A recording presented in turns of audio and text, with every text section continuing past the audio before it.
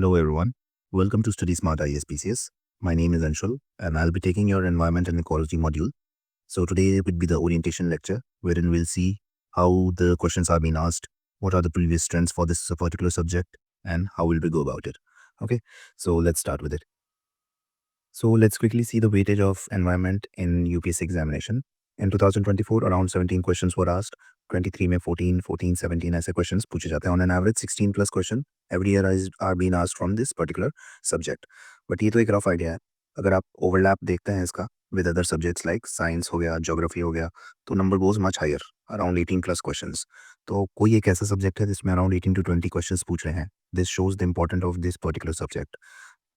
So with these huge amount of questions that are being asked from this subject, I don't think any other subject except economy, which comes even close to environment in terms of number of questions that are being asked.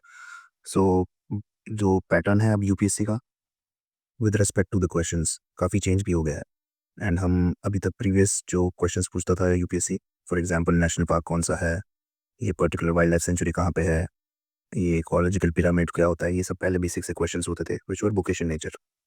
We will still read about all of these things because we have to prepare for the worst, right? But अब जो pattern में change हुआ है वो थोड़ा actuality की तरफ tilt हो गया है. एक्चुअलिटी से आई मीन कि जो आपकी सराउंडिंग में आसपास चल रहा है उससे रिलेटेड क्वेश्चंस पूछ रहे हैं. For example we know solar energy India के लिए कितना इंपॉर्टेंट है, तो एक क्वेश्चन इससे आता है. Hydrogen, that is green hydrogen से क्वेश्चन आते हैं, राइट? कुछ स्पीशीज हैं पर्टिकुलर, क्योंकि India being part of big cat alliance, तो जो मेजर मेजर बिग कैट्स है, लास्ट ईयर भी लायन एंड चीता में डिफरेंस पूछा था. तो ये कुछ पर्टिकुलर पैटर्न्स हैं, कुछ थीम्स हैं which will learn and which will analyse and will get to know कि क्या माइंडसेट है एग्जामिनर का इस पर्टिकुलर सब्जेक्ट से related. So let's see some common themes. So common themes में first and foremost as I told you, species related. Species में क्या है, if you will see the PYQs you will get to know कि क्या क्या question पूछते हैं species से रिलेटेड. लास्ट ईयर देखिए इंडियन फ्लाइंग फॉक्स के ऊपर क्वेश्चन पूछा है कि वो वर्मिन कैटेगरी में रखा है, तो क्या होता है इंडियन फ्लाइंग फॉक्स, उसका वर्मिन स्टेटस क्या होता है, ठीक है. और ये देखिए which among the following species are poisonous in nature, butterfly, fish, frogs. Which of the following shows a unique relationship with an insect that has co-evolved with it and that is the only insect that can pollinate this tree? इस type के questions जो हैं वो every year एक question होता ही है. Last year ये वाला था, इससे पहले एक एंट का और फंगस का म्यूचुअलिज्म पे एक क्वेश्चन था, ठीक है. उससे पहले लाइकेंस के ऊपर क्वेश्चंस थे. तो ये सब चीज़ें हमेशा यूपीएससी की फेवरेट रही हैं जिसमें दो स्पीशीज के बीच में म्यूचुअलिज्म शो होता है, ठीक है. और ये सब पूछा है कि cicada, froghopper and pond skater के कौन से ऑर्गेनिजम्स हैं.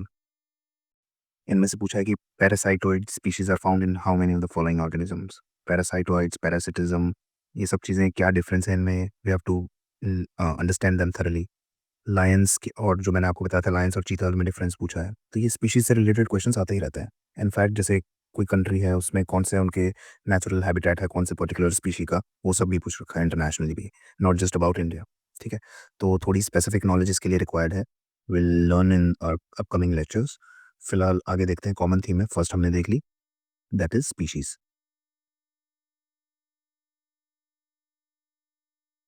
ठीक है, इसको हम एक मेजर थीम जो रखेंगे वो है बायोडाइवर्सिटी एंड उससे रिलेटेड जो भी कंजर्वेशन एफर्ट्स होते हैं उसके अंदर प्लेस करेंगे, ठीक है. So these are particular favourite of UPSC. Second one is pollution. Pollution काफ़ी मेजर थीम है. इसके अंदर बहुत सी चीज़ें आ जाते हैं, जैसे पर्टिकुलर जो भी पोल्यूटेंट्स हैं. फॉर एग्जांपल जैसे मैंने एग्जांपल दिया था सल्फर पोल्यूशन का, तो सल्फर पोल्यूशन के मेजर सोर्सेज क्या हैं, CO2 के मेजर सोर्सेज क्या हैं, उससे रिलेटेड कुछ इंडेक्सेस हैं जैसे आपके नेशनल एयर क्वालिटी इंडेक्स वगैरह हो गए, ठीक है. ये सब बेसिक चीज़ें हैं जो ऑफ एंड ऑन रिपीट करती हैं. एंड इसी के अलावा इससे रिलेटेड जो भी कंजर्वेशन या कुछ भी प्रैक्टिसेस हैं उन पे रिलेटेड क्वेश्चंस आते हैं, ठीक है. और कुछ एक अलग से थीम बना सकते हैं इसकी हम कि एक टॉक्सिक केमिकल्स जिनकी वजह से काफ़ी ज़्यादा पॉल्यूशन हो रहा है. इसके अंदर ही एक सब पार्ट है, बट इससे इसको मैं अलग से इसलिए लिख रहा हूँ क्योंकि इससे रिलेटेड एक क्वेश्चन डेफिनेटली होता है. जैसे लास्ट ईयर PFAs पे था, कभी वो पूछ लेता है बिस्फेनॉल ए, कुछ पेस्टिसाइड्स के नाम पूछ लेता है. तो ये सब काफ़ी ज़्यादा पूछा जाता है, ठीक है. इसके अलावा जो एक और थीम है विच वुड बी एक्ट्स. सो पहले के कुछ 2-3 साल पहले जो क्वेश्चंस आते थे एक्ट्स पे, वो इंडिया में जो भी एक्ट्स बने हैं कोई भी न्यू, उन पे ज़्यादा फोकस थे. बट अब क्या है, अब इंटरनेशनल एक्ट्स ही पूछ रहा है पिछले 2-3 साल में. इंडिया से रिलेटेड भी पूछता है बट वो सिंपल से होते हैं.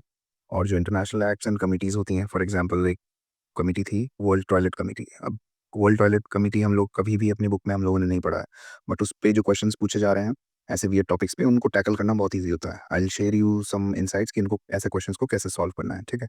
फिलहाल यही कॉमन थीम्स हैं, इसके अलावा कुछ जो भी as and when we will proceed with the lecture I will point you out कि मतलब इसमें इस पर्टिकुलर टॉपिक में क्या इंपॉर्टेंट है, ठीक है। फिलहाल हम देखते हैं role of PYQs. For example जैसे मैंने आपको बताया था कि पीएफएस पे क्वेश्चन पूछा था लास्ट ईयर, ठीक है। अब पीएफएस क्या है, इनको हम बोलते हैं फॉरएवर केमिकल्स, ठीक है। और एवरी ईयर एक नई क्वेश्चन ऐसा होता है जो इन पर्टिकुलर टॉक्सिक सब केमिकल्स या टॉक्सिक पॉल्यूटेंट से ज़रूर पूछा जाता है, ठीक है। और इनको टैकल करने का भी एक सॉल्यूशन है कि एक वेबसाइट मैं आपको बताऊंगा जिस पे सारी जितने भी ये क्वेश्चंस आते हैं जहाँ से उन पर्टिकुलर टॉपिक से जो भी होगा वो आप इजीली टैकल कर सकेंगे।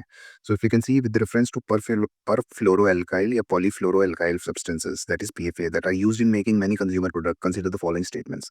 PFS are found to be widespread in drinking water, food and food packaging materials. PFAS are not easily degraded in the environment. And third one is persistent exposure to PFAs can lead to bioaccumulation in animal bodies। ठीक, अगर आपको पता है कि क्या होते हैं PFAs, forever chemicals क्यों बोलते हैं, तो आप इस क्वेश्चन को सिर्फ अपने लॉजिक से भी सॉल्व कर सकते हैं कि अगर कोई ऐसा सब्सटेंस है जिसका नाम फॉरएवर केमिकल है या कोई भी मतलब एनवायरनमेंट के लिए नेगेटिव इफेक्ट पड़ रहा है जिससे, तो पहला स्टेटमेंट तो ऑब्वियसली करेक्ट होगा कि wide spread in drinking water, food and packaging material. Obviously अगर किसी का नेगेटिव इम्पैक्ट है एनवायरनमेंट में तभी तो होगा जब वो काफ़ी ज़्यादा कंटेमिनेशन कर रहा होगा सब चीज़ों को, ठीक है। So this would be correct. PFS are not easily degraded in the environment. अगर इजीली डिग्रेड हो जाते तो इनको फॉरएवर केमिकल्स तो हम बोलते नहीं, ठीक है। उसके बाद persistent exposure to PFAS can lead to bioaccumulation in animal bodies. Obviously कोई भी ऐसा टॉक्सिक केमिकल होता है उनका हम पढ़ेंगे कि बायोअक्यूमुलेशन क्या होता है, एंड अकॉर्डिंगली तीनों स्टेटमेंट्स इजीली अपने लॉजिक से भी सॉल्व कर सकते थे, ठीक है।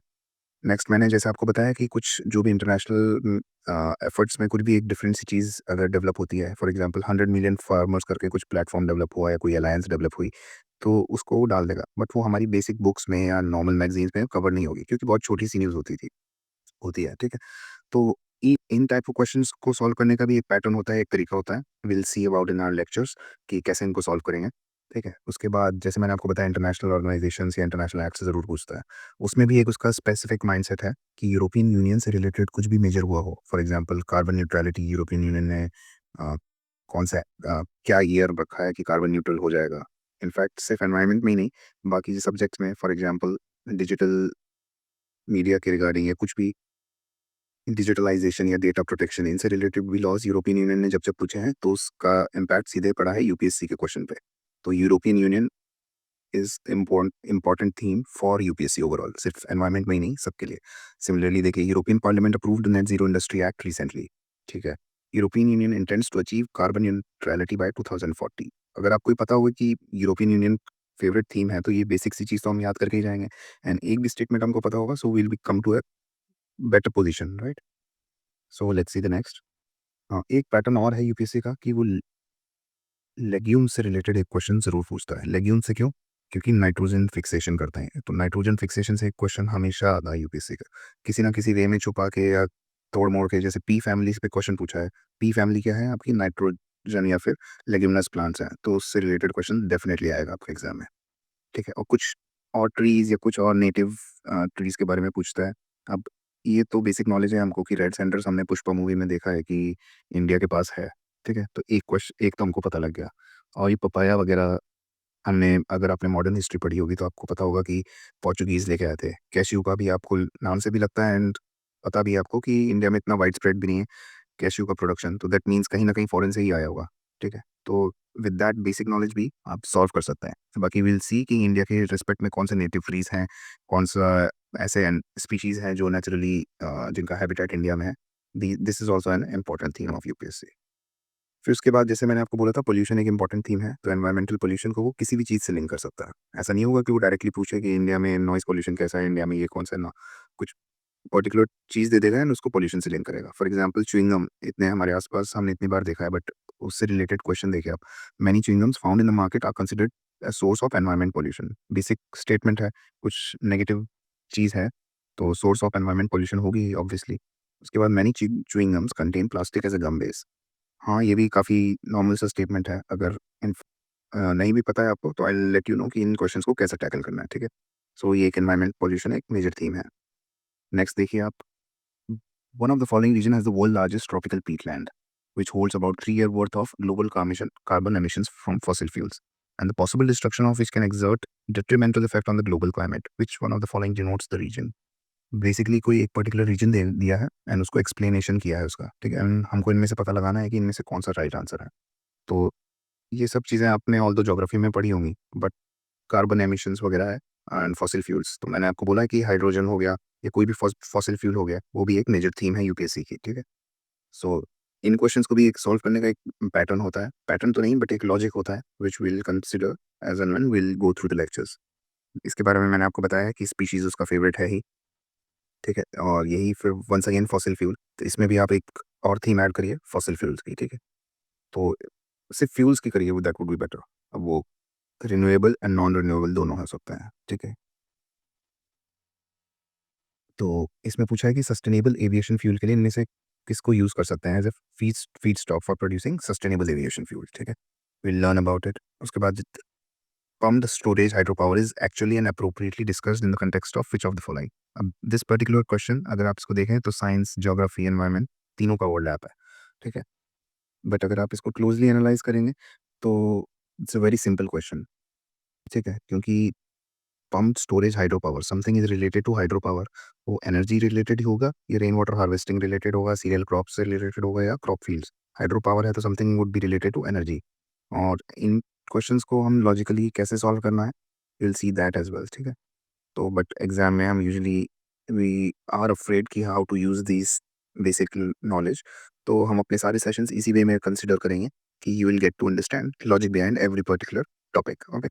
उसके बाद मैंने स्पीशीज़ का आपको बता ही दिया कि स्पीशीज़ में ये सारी थीम्स हैं, इनके अलावा एक थीम और है जिसमें म्यूचुअलिज्म पूछता है वो। 2 स्पीशीज़ के बीच में कैसे म्यूचुअली एक दूसरे को बेनिफिट करते हैं। जैसे कि आपके हो गए कोरल रीफ हो गए, कुछ एंड और फंगस के बीच का म्यूचुअलिज्म हो गया, कुछ पर्टिकुलर ऐसे स्पीशीज़ हैं जो हेल्प करते हैं एनवायरनमेंट में। ये सब बेसिक थीम है यूपीएससी की। Will see them in our upcoming classes. So that will be it for today. It was just an orientation lecture जिसमें मैंने आपको बताया कि what's the role of environment in our examination, ठीक है? If you have any further doubts you can let us know. Till then thank you and have a nice day.